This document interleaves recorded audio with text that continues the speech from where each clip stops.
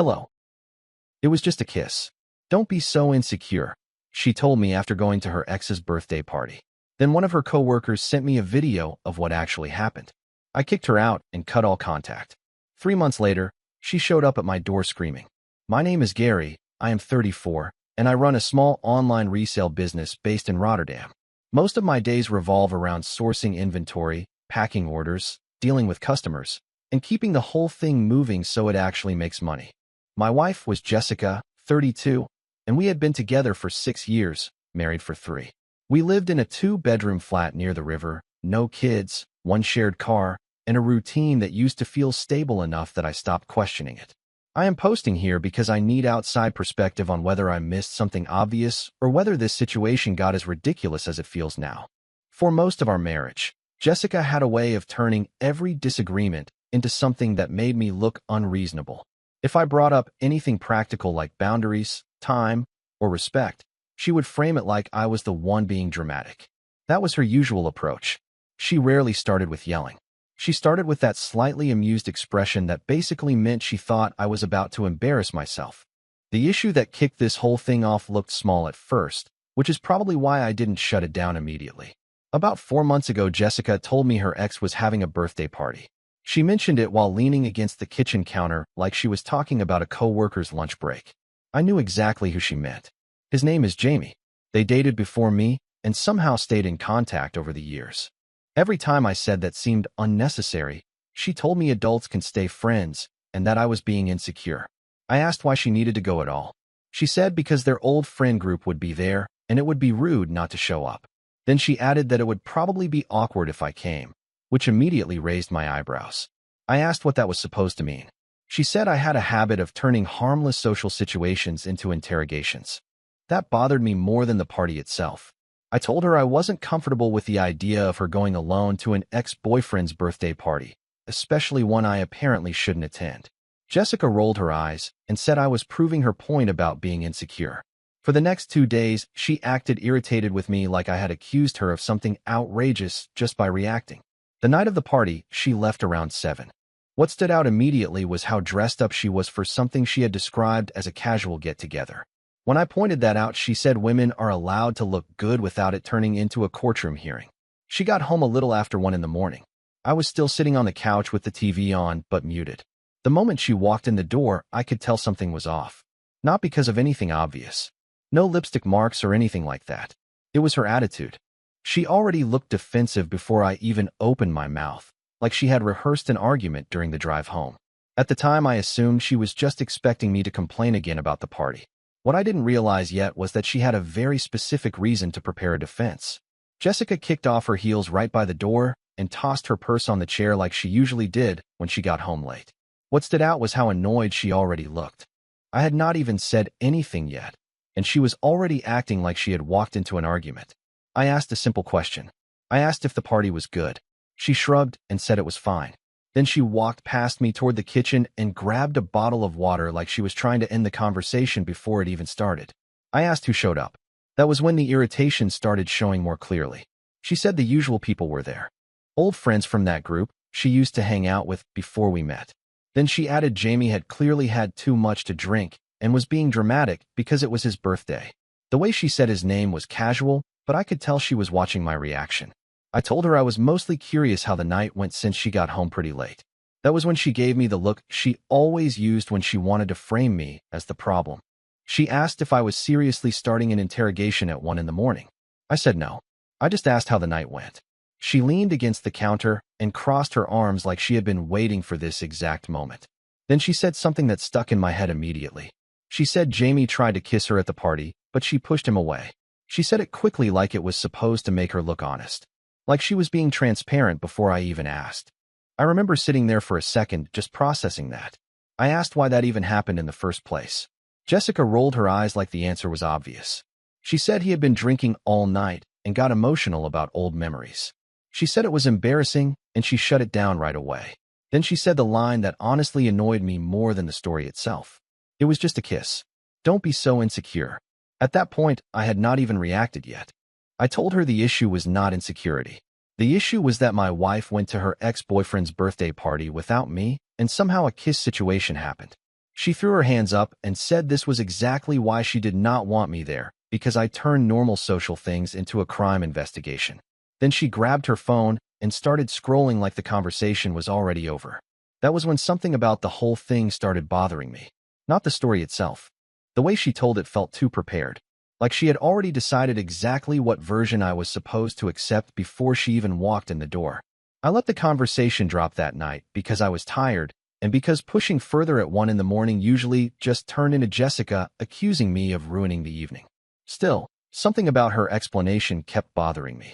It was not just what she said. It was the way she delivered it. The whole thing sounded rehearsed. She walked in already irritated and then immediately volunteered the story about Jamie trying to kiss her. That alone was strange because normally she avoided admitting anything that might make her look questionable. That night she offered it before I even asked. The next morning she acted like nothing had happened.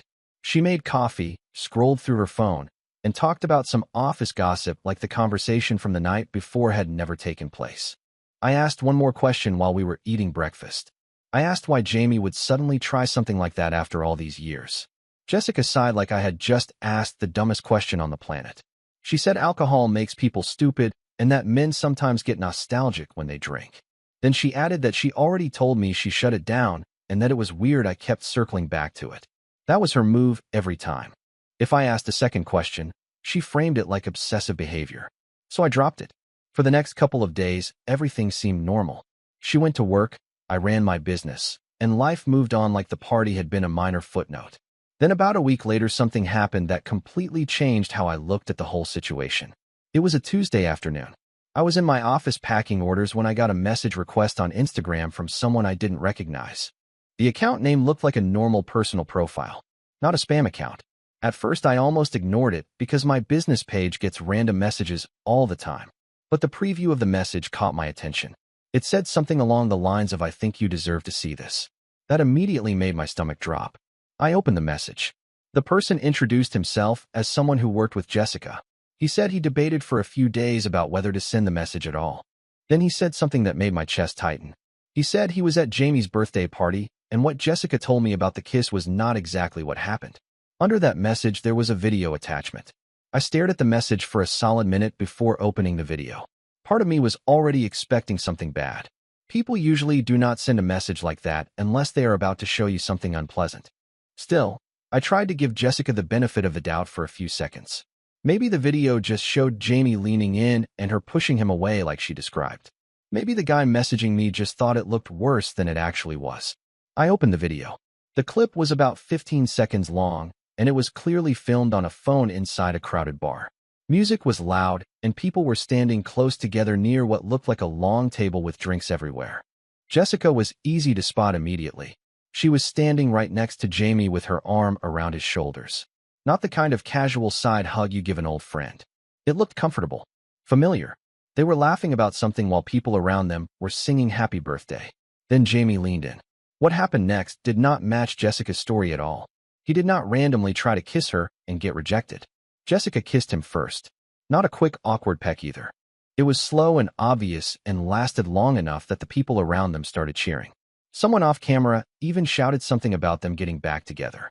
Jamie pulled her closer, and they kept kissing for another couple seconds before finally separating. Jessica was smiling. That was the part that stuck with me the most. There was no surprise on her face. No pushing him away. No embarrassment. She looked like she was enjoying the attention. The video ended right after that. I sat there in my office replaying it 3 times just to make sure I was not misinterpreting something. Every time it looked worse. The message from the coworker popped up again while I was staring at the screen. He said he thought I should know because Jessica had told people at work a completely different version of the story on Monday. Apparently, she had been joking about kissing her ex at the party. That was when something in my head just switched off. Not anger. Clarity. I closed the video, locked my phone, and sat there for about 30 seconds thinking through what the next step needed to be. After watching the video a few more times, I stopped trying to analyze it. There was nothing left to interpret.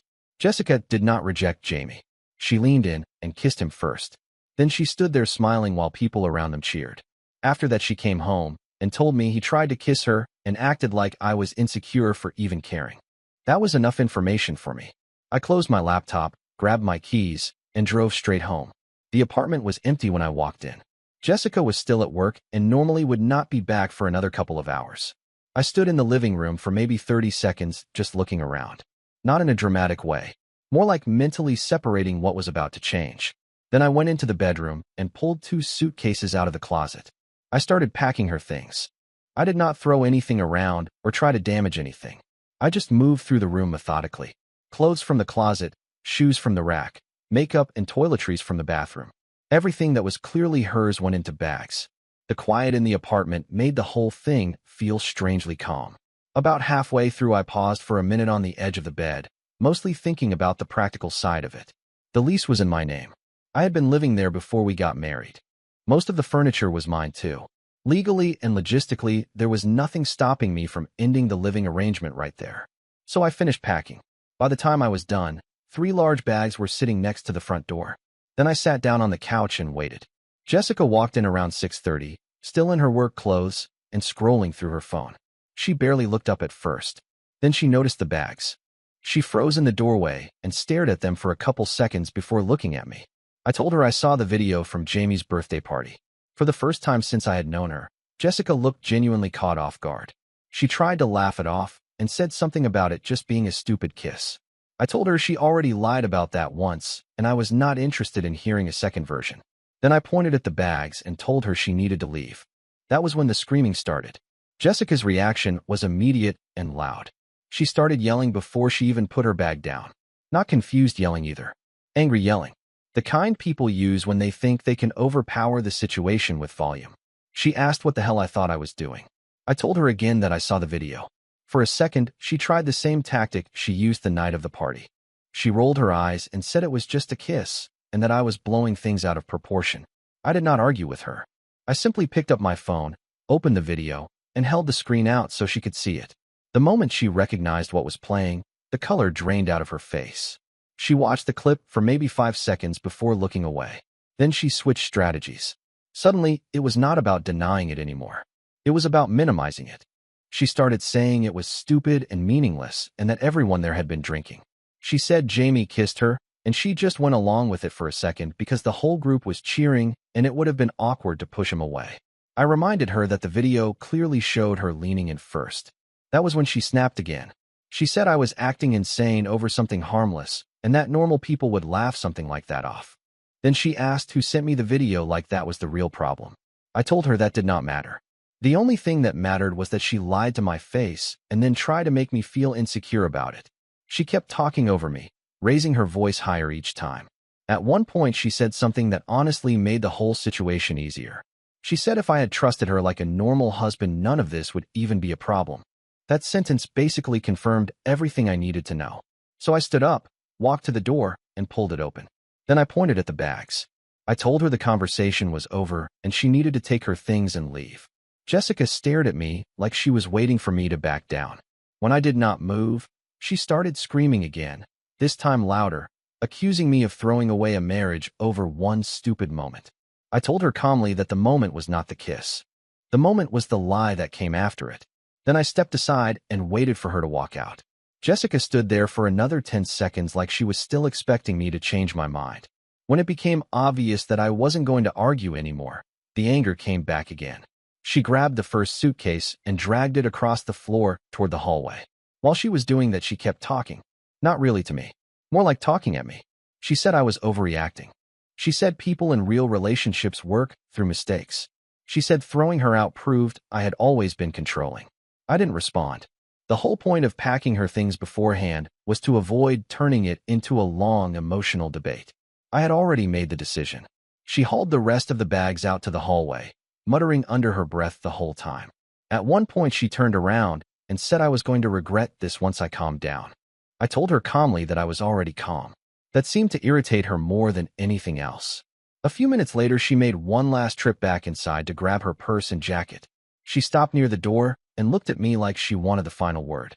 Then she said something about how a normal husband would have laughed about a drunk birthday kiss instead of destroying his marriage over it.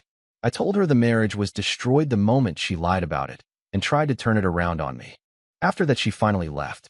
The door closed behind her and the apartment went quiet. I locked the door, picked up the spare key she had left on the counter, and put it back in the drawer. Then I sat on the couch for a while, not to second-guess anything, just to let the situation settle in my head. The next morning, I started the practical steps. First thing I did was call a lawyer. The consultation was straightforward. I explained the situation, the living arrangement, and the fact that we didn't have children or shared property beyond normal household items. By the end of the meeting, the paperwork process for filing for divorce had already started. Once that was done, I blocked Jessica's number. I blocked her on every social media account I had. As far as I was concerned, the situation was finished. For the next 3 months, I did not hear a single word from her. Then one night around 9:30, someone started pounding on my front door. The pounding on the door was aggressive enough that it immediately put me on alert. Not a normal knock. It sounded like someone was trying to break the door down. At first, I assumed it might be a neighbor with some kind of emergency, so I walked over and looked through the peephole. It was Jessica. 3 months had passed since the night I told her to leave. In that entire time, she had never once tried to contact me directly. No emails. No messages from unknown numbers. Nothing. So seeing her standing there banging on the door was the last thing I expected. She looked furious. Her hair was messy like she had been running her hands through it, and she was pacing back and forth in the hallway between pounding on the door again. I didn't open it right away. Instead, I asked through the door what she wanted. That only made her louder. She started yelling my name and telling me to open the door so we could talk like adults. The volume alone was enough that I was pretty sure half the floor could hear it. I told her through the door that there was nothing left to talk about. That was when the screaming really started. She began ranting about how I had ruined her life and how filing for divorce without even trying to fix things proved I never cared about the marriage. I reminded her that she had 3 months to contact a lawyer and handle everything through the legal process like a normal person. Apparently, that was not what she wanted. She started shouting that I had embarrassed her and turned everyone against her. According to her version of events, I had blown a harmless situation completely out of proportion and destroyed our marriage because of my ego. Then she said something that made the whole situation make more sense. She said Jamie had already moved on, and she hoped I was happy about that. I just stood there on the other side of the door listening to her yell. After a minute, I told her if she didn't leave, I was going to call the police. That stopped the pounding for a few seconds. Then she started screaming again. I pulled my phone out of my pocket and held it up so she could hear me unlocking it through the door. I told her again that if she did not leave, I was calling the police. For a moment, the hallway went quiet. Not completely quiet, but the pounding stopped. Then she started talking again, but this time it sounded less like screaming and more like frantic damage control. She said I was being ridiculous and that I was really going to call the police on my own wife. I corrected her through the door and said ex-wife. That made her snap again. She started ranting about how I had destroyed everything over one stupid moment. According to her, normal couples work through things instead of throwing each other out like garbage. What she conveniently kept ignoring was the part where she lied to my face and tried to make me feel insecure about it. While she kept yelling, I actually did start dialing the non-emergency police line. I said it out loud so she could hear it. I told the dispatcher that someone was outside my apartment door refusing to leave and causing a disturbance in the building. The change on the other side of the door was immediate. Jessica suddenly stopped yelling. For about 5 seconds, there was only silence in the hallway. Then I heard her mutter something under her breath that I could not make out. After that came the sound of her dragging something across the floor, probably her bag. Finally, I heard footsteps moving toward the elevator. I stayed by the door for another minute just to be sure she was actually gone. When I looked through the peephole again, the hallway was empty. I explained to the dispatcher that the situation had resolved itself and apologized for the call. Then I hung up. I locked the door again, walked back to the couch, and sat there for a few minutes thinking about how strange the whole interaction had been. Jessica had not shown up to apologize. She had not shown up to fix anything. She came there because something in her life had clearly gone wrong and she wanted someone to blame. And for whatever reason, she thought that person should still be me. After Jessica left that night, I expected there might be one more attempt to contact me. Maybe a message from a new number. Maybe another visit where she tried a calmer approach. None of that happened. The hallway stayed quiet. My phone stayed silent. About 2 weeks later, I heard the final update through someone who used to be part of Jessica's friend group. Apparently, the situation with Jamie had not worked out the way she expected. From what I was told, they hooked up a couple of times after the birthday party, and Jessica assumed that meant they were getting back together. Jamie apparently had a very different interpretation and moved on almost immediately. Once that happened, Jessica started telling people that she regretted how everything unfolded with me. But regret after the fact does not really mean much. The reality is simple. She chose to kiss her ex at a party full of people. Then she came home, lied about it, and tried to convince me I was insecure for even questioning it. When the truth came out, she still did not apologize. She argued, screamed, and blamed me for reacting. That was the moment the marriage actually ended for me. Everything after that was just logistics. Looking back now, kicking her out that same day was probably the cleanest decision I could have made. No long arguments. No weeks of pretending things might go back to normal. Just a very clear line. 3 months of silence after that only confirmed the choice. The strange part is that life without the constant tension actually feels calmer. Running my business is easier when I am not dealing with someone who turns every boundary into a debate. So that is the whole situation. My wife kissed her ex at his birthday party, lied about it, and called me insecure when I questioned it. Someone at the party sent me the video. I packed her things, told her to leave, and never spoke to her again. 3 months later, she showed up screaming at my door because her life had not gone the way she expected. I still did not open it. Bye-bye.